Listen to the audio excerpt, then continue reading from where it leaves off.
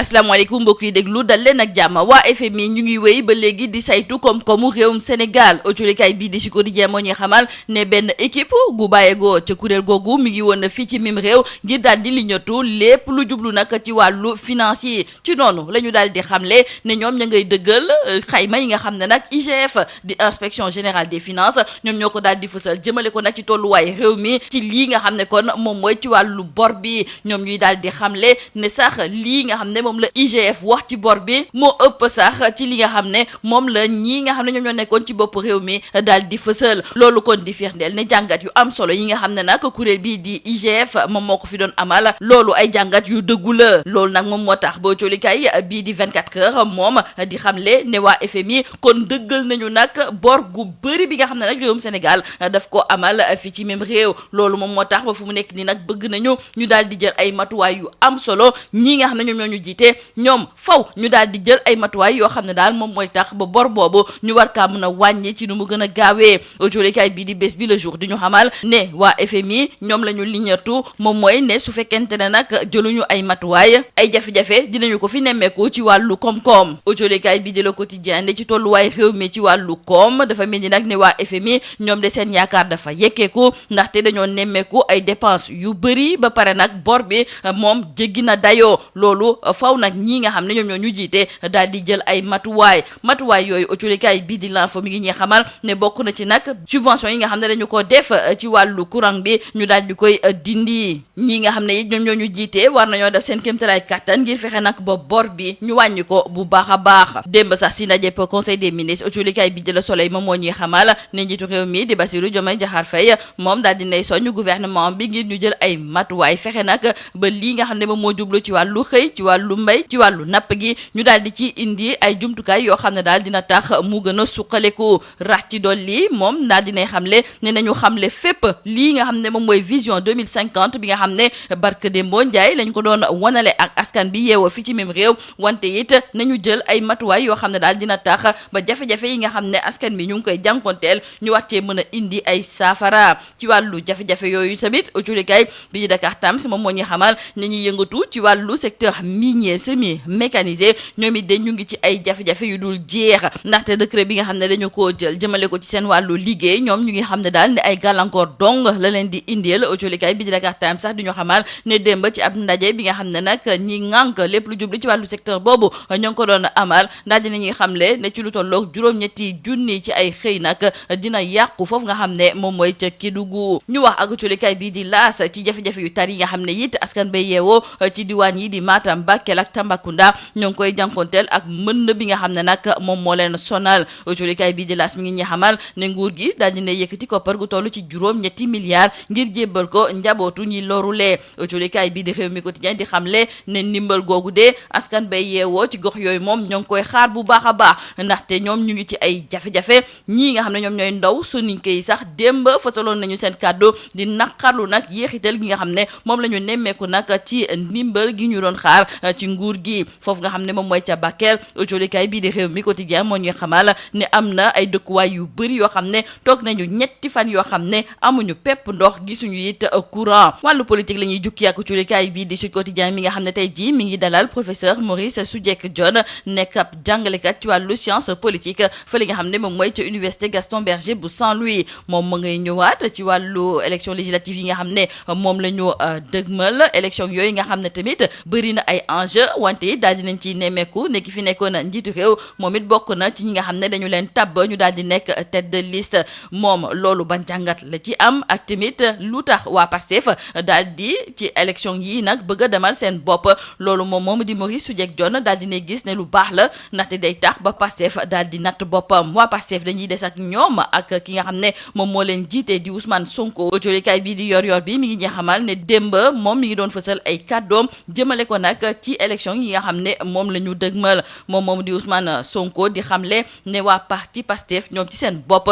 ñoom ñoo fas yéene nag financer lépp lu jublu ci seen wàllu campagne loolu nag na mu tëddee moom mooy ne képp koo xam ne dañu laa tabb nga nekk joriñ wala boog nga nekk directeur général ñu ngi xaar nga joxe koppar gu toll ci 1 million ñi nga xam ne nag ñoom ñooy militant yi ñoom mun nañu tàmbalee di joxe ci lu tollook 2 téeméer autolikaay bii di Point Actu nekkoon ki nga xam ne de moom mooy Ousmane Sonko dafa mel ni nag ne commencé na campagne bi te boobu nag tàmbaleegul ndaxte fu mu nekk ni nag ma ngay soññ ñi nga xam ne kon ñoom ñooy militant yi ngir ñu jàppale seen parti boobu ngir seen campagne nekk lu mucc ayib. dinañu daal di amal sax benn méga meeting fii ci Dakar Arena ci fukki fan ak juróom-ñeent ci weeru octobre. ci bés boobu nag la ñuy tàmbali nag di jot bépp contribution boo xam ne dina jógee ci seeni militant. démb Ousmane Sonko ba muy fësal ay kàddoom jolikaay bi di Point Actu mi ngi ñuy xamal ne moom yeyul yàbbi jëmale ko ci ki nga xam ne nag moom mooy Macky Sall wante loolu terewu ko nag mu yëkkati ay ngandi maamu xeer sànni ko ñi nga xam ne ñoom ñoo nekkoon ñi jiite woon réew mi. lii moo nekkoon mbokk yi li gën a fës ci biir jolikaay yi ñu leen di ñaanal njeex te lu bës ak jom. Mesdames et messieurs, bonjour.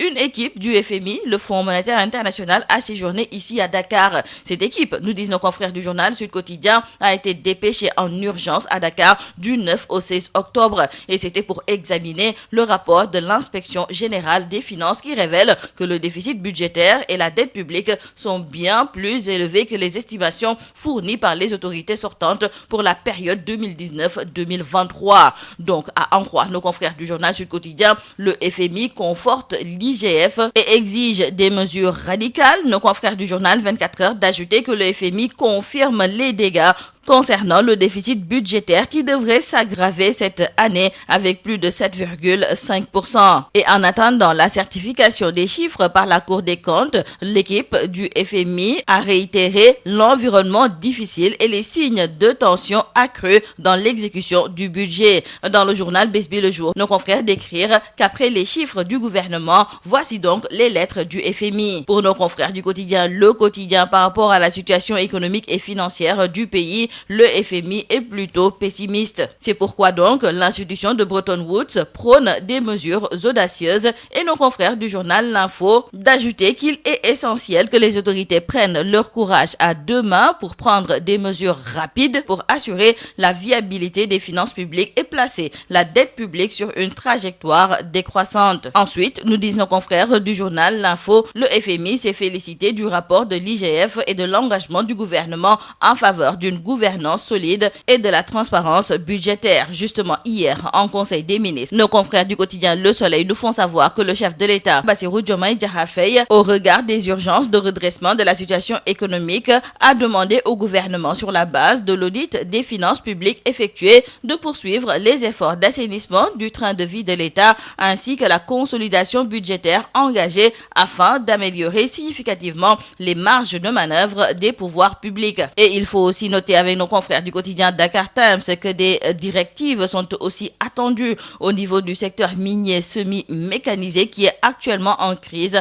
Nos confrères nous font savoir que le décret interdisant toute opération d'extraction de l'or le long de la Falémé sur une distance de 500 mètres a fini par faire perdre plus de 8000 emplois directs à Kédougou. Parlons à présent avec nos confrères du quotidien L'As de ces fortes inondations à Matam, Bakel et Tambacounda. L'on nous signale dans ce quotidien que l'État a dégagé 8 milliards de francs CFA pour les sinistrés, un geste qui vient à son heure au vu des difficultés rencontrées par les populations. D'ailleurs, nos confrères de Rewmi Quotidien nous font savoir que la jeunesse soninké était montée au créneau pour dénoncer l'indifférence des autorités, car à Bakel, des villages sont restés 3 jours dans le noir et sans eau. D'ailleurs, le chef de l'État, Bassirou Diomaye Diakhar Faye, est attendu à Kédougou les 18 et 19 octobre prochains. Parlons des élections législatives anticipées. Dans le journal Le Sud Quotidien, nos confrères accueillent dans leur colonne le professeur Maurice Soudieck-Dione, professeur agrégé de sciences politiques à l'université Gaston Berger de Saint-Louis. Il analyse l'actualité politique dominée par le processus électoral en vue des législatives du 17 novembre prochain. Et dans cet entretien, l'enseignant-chercheur se prononce sur les enjeux et rivalités, sur le retour au pays annoncé dans l'ancien chef de l'État Macky Sall, mais aussi la stratégie d'Ousmane Sonko, président du PASTEF, de faire compétir son parti sans aucune alliance. Et sur ce point, le professeur Maurice Soudieck-Dione trouve que la démarche de PASTEF est compréhensible pour plusieurs raisons, car aller aux élections législatives sous sa propre bannière est d'abord une manière de rechercher une majorité cohérente, stable et efficace pour la mise en œuvre du projet de PASTEF. C'est aussi une manière de contrôler et sécuriser les élus du parti. Justement, concernant le président du parti PASTEF, l'on nous signale dans le journal journal Yor-Yor bi qu'il a décliné la stratégie du fundraising pour les législatives. Ainsi donc, Pastef a décidé de se financer exclusivement par les contributions de ses sympathisants et pour financer leur campagne, un grand meeting de levée de fonds sera organisé ce samedi 19 octobre à Dakar Arena. Les contributions, selon Ousmane Sonko, vont varier de 1 million pour les ministres et directeurs généraux à 1000 francs CFA pour les jeunes et les personnes aux moyens plus limités. Sonko en campagne avant l'heure, c'est d'ailleurs le titre qui barre la une du journal Point Actu. Nos confrères nous reparlent donc de ce méga meeting à Dakar Arena le 19 octobre et aussi cet appel aux militants de Pastef à la levée de fonds. Nos confrères d'ajouter aussi qu'hier, Ousmane Sonko, lors de cette déclaration, a esquivé Macky Sall, coupé l'herbe sous les pieds de Sam Sa Kaddu qui tient en point de presse demain, mais il continue toujours d'accabler l'ancien régime. C'est tout à vos journaux et très bonne lecture.